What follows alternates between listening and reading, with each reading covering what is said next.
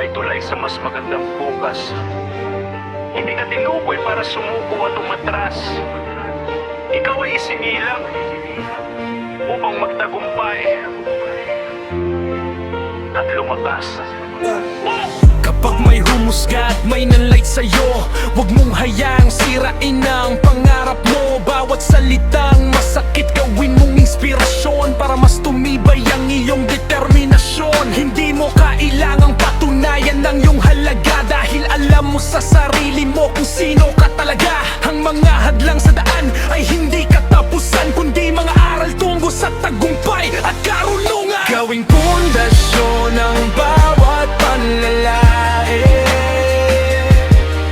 gawing pakpak ang bawat tawang maririnig.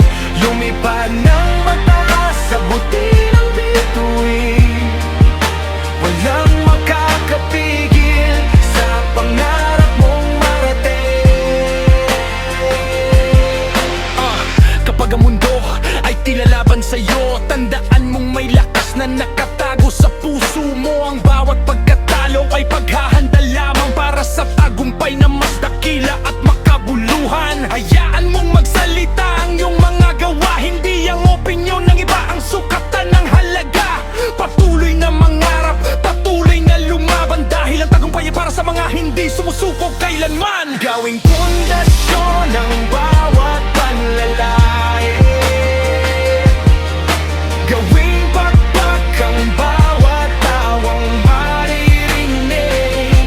Lumipad ng mataas sa buti ng bituin, walang makakapigil sa pangarap mong marating. Kaya taas noo, tibayan ang iyong loob. Bawat pagsubok ay tulay sa mas magandang bukas. Hindi ka tinukoy para sumuko at umatras. Ikaw ay isinilang upang magtagumpay at lumakas. Taglalait ay hindi lang sa tagumpay. Ito ang pundasyong magtutulak sa iyong mas mataas na paglipad.